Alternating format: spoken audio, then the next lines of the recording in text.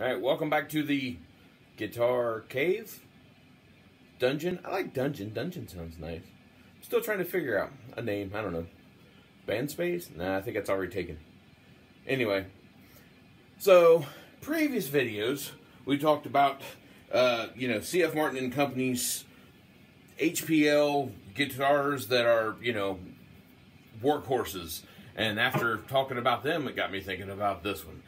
This has also been a workhorse. This has seen some ugly clubs and bars and shows, and it's been doused in beer and sweat and spit and, other bodily fluid. Well, I don't want to say other bodily fluids. That makes it sound like I got into some really weird stuff. But anyway, this is a Jackson Kelly. Oh, figures I'm wearing all black on the day I show you the black guitar. Anyway. Hey, there we go. The Jackson Kelly Performer Series. This is kind of my Frankenstein guitar. This became my #1 guitar for years. This is, it's been recorded on a couple albums. It's been on tour. It's been beat down. It's, the guitar I used to, play in the Rock and Roll Hall of Fame to shake up all the stuff. It was, it was good times. This, unlike other guitars, is not worth anything. Honestly, I think the case I got for it is worth more than this guitar.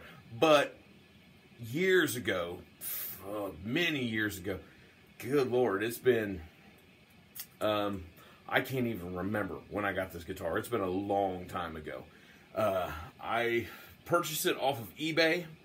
I think I paid $200 for it, and it was shipped to me damaged. Like, it looked good in the pictures that I saw, but when UPS brought it to me, it was damaged. You can see here, my toggle switch, that was sheared off. That's never been there since I've owned it. On the back, I've colored it in with Sharpie, but the back corner was completely knocked off of it. It's wasn't in great condition, like to the point where I filed a complaint, Nothing really came of it. They said, well, give us the guitar back and we'll, send it back and whatever. Well, I was going to do that, but, I kind of needed a guitar and I wanted it. I liked it, so I put a little bit of, extra effort into it, and got it set up the way I wanted, just to see if it would hold a tune, how it would sound, and it played nice, and it was getting to be too much of a hassle, so I just kept the guitar, and ended up having Seymour Duncan pickups put in it. And that's the other thing that made me think of this guitar, is that I just got an email, some promotional thing from Seymour Duncan, and I said, hey, you know what, that reminds me of my Kelly. I'm not 100% sure what this one is. I mean, I could look it up and find out. It's not that hard. But that, I know, is a Duncan Invader. When the toggle switch was sheared off, like, I could separate them, but I just got into where I never did. So what you heard was everything this guitar had. And with the band I was playing in at the time, that was absolutely called for. So it's loud, it's rude, it's a gorgeous guitar. As I'm trying to lean it towards, this is the Jackson, it's the Performer Series. I don't even know if they still make that. They're really like beginner guitars. They're cheap. They're like starters. They're not the high end like the like the Marty Friedman signatures and stuff like that. But for what it is, I just absolutely fell in love with this guitar. One thing I noticed, as for specs, the specs are all the same as you'll find on all the high-end stuff.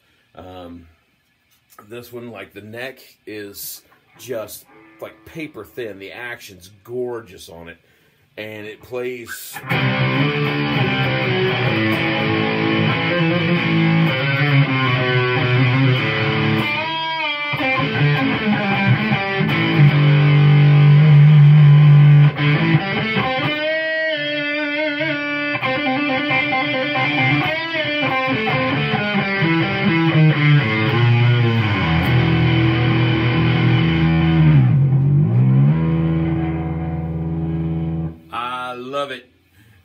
I say it's just got the one volume control. There's no tone. This is just built for go out there and make noise violently, and I did with it violently. This guitar has, like I said, it's been through hell.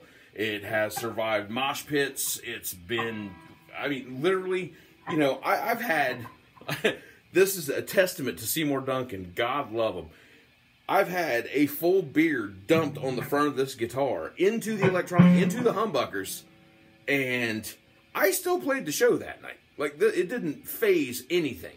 It dried out, it stunk for a little bit, it went away. But it still plays as good today, well, actually plays better today than when I first got it. This is a low-end guitar by all rights, but it's absolutely priceless to me. I would never part with this guitar. This is one of my all-time favorites. I've done a lot with it, and it still plays great. See? Are you kidding me?